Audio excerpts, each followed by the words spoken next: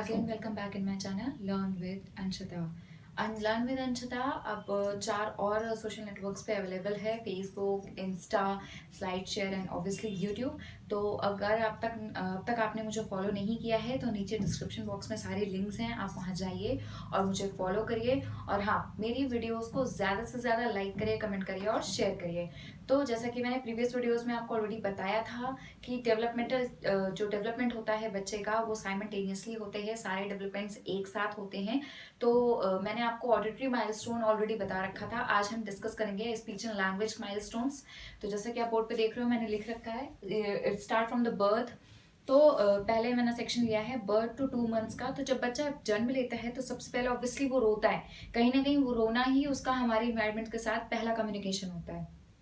तो जब वो रोता है, स्टार्टिंग में वो रोता है, धीरे धीरे उसके रोने का एक पैटर्न बनता है। जब उसको भूख लगी है तो वो अलग तरीके से रोएगा, उसे दर्द हो रहा है तो वो अलग तरीके से रोएगा। तो उसको बोलते हैं हम डिफरेंशिएटेड क्राइम, यानी कि अलग अलग प्रकार से रोना। और कहीं ना कहीं उसके जो माता पिता हैं या बच्चे के साथ ज्यादातर टाइम जो रहते हैं वो समझ जाते हैं कि ये इस वजह से रो रहा है, तो उसके रोने का एक पैटर्न बनता है। तो ये हो जाता है हमारा 0 to 2 मंथ्स। 2 to 4 मंथ्स के अंतर्गत बच्चा क्या होता है, धीरे धीरे उसके मांसपेशियों का विकास हो रहा है, साथ ही साथ उसकी श्रवण शक्ति भी विकसित हो रही है। तो वो कहीं ना कहीं बैक साउंड्स निकालता है, जो आपके वेलर साउंड्स होते हैं with the combination of vowels. तो वो इस तरीके के बैक साउंड्स निकालता है जब वो फीडिंग कर रहा है या जब वो खेल रहा है कुछ इस तरीके से। तो उस स्टेज को हम बोलते हैं कोइंग। उसके बाद आता है 4 to 6 मंथ में जो स्टेज होती है, उसमें क्या होता है, जब उसके अलग अलग आर्टिकुलेटर्स आपस में टच करते हैं तो उससे कोई ना कोई साउंड निकलता है और वो उसको परसीव करता है। या जब मदर उसके साथ खेल रही होती है, मदर की वॉइस सुनता है तो वो उसको भी रिस्पॉन्स करता है कुछ प्लेजेंट साउंड्स बना के। तो बेसिकली इसमें क्या होता है, छोटे छोटे कह सकते हो कॉम्बिनेशंस बनाता है, जैसे ब ब ब ब ब मम मम मम मम मम। तो बेसिकली इसे हम बोलते हैं बैबलिंग। बैबलिंग 2 प्रकार से होती है, एक होती है रीडुप्लीकेटेड, जिसका एग्जाम्पल मैंने आपको अभी दिया, और एक होती है वैरीगेटेड।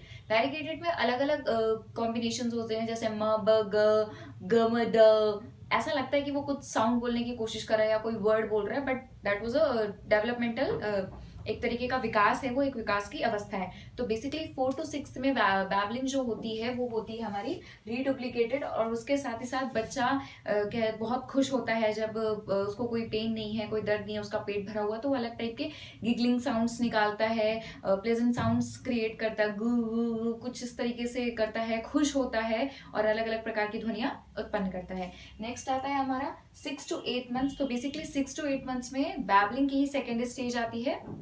वहां पे रीडुप्लीकेटेड बैबलिंग थी, यहाँ वैरीगेटेड बैबलिंग हो जाती है। उसके बाद नेक्स्ट आता है 8 to 10 मंथ्स। इस टाइम ड्यूरेशन में क्या होता है, बच्चा बड़ों जैसे जो बड़ों की कॉन्वर्सेशन हो रही है या बड़ों के जो वर्ड्स हैं उसको कह सकते हो सुनकर उसी को दोहराने की कोशिश करता है, उसी को कॉपी करने की कोशिश करता है, उसी की नकल करता है। उसको हम बोलते हैं इकोलेलिया स्पीच। ज्यादातर क्या होता है, उसको उसका अर्थ नहीं पता जो वो बोला जा रहा है, लेकिन वो कोशिश करता है। तो उसकी वजह से कई बार ऐसा होता है कि अर्थहीन शब्दों का भी वो मतलब अर्थहीन होता है जो वो प्रोनाउंस कर रहा है, क्योंकि वो बड़ों जैसे तो नहीं बोल सकता, लेकिन हाँ उनको कॉपी करने की वजह से वो कुछ जो प्रोनाउंस करता है उसका अर्थ उस समय समझ में नहीं आ रहा होता है। नेक्स्ट आता है 10 to 12 मंथ्स। उसमें बच्चा हमारा पहला शब्द उच्चारित करता है जिसका कोई अर्थ निकल रहा हो। मम्मा हो सकता है, पापा हो सकता है, दादा हो सकता है, बुआ हो सकता है, कुछ भी हो सकता है जिसका कोई प्रॉपर अर्थ निकलता हो।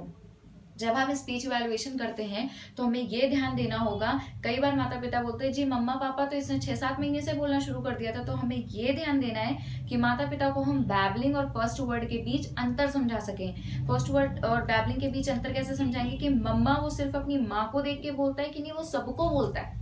इस तरीके से आप समझाओगे कि वो उसका अर्थ भी समझता है कि नहीं। जब वो अर्थ समझने लगेगा जिसका वो उच्चारण कर रहा है, तब हम उसे फर्स्ट वर्ड की स्टेज में रखेंगे।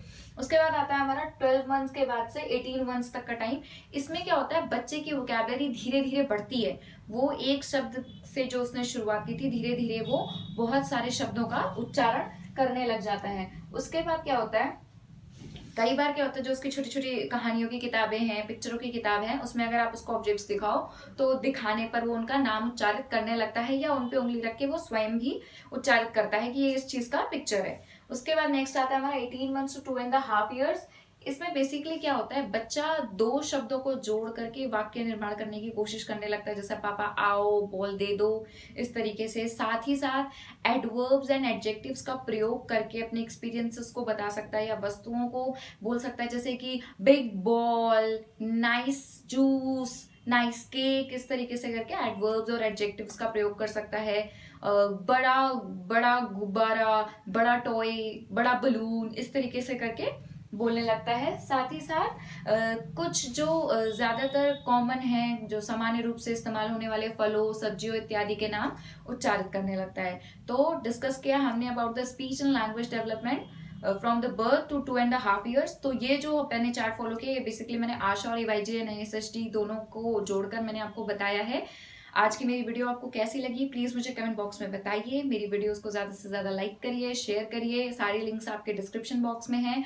अगर आपको लगता है कि हाँ मुझे इस टॉपिक की वीडियोस और बनानी चाहिए तो प्लीज मुझे कमेंट बॉक्स में बताइए। और अगर अब तक मुझे फॉलो करना शुरू नहीं किया तो प्लीज स्टार्ट करिए। अब हम मिलते हैं अगली वीडियो में, तब तक के लिए थैंक यू।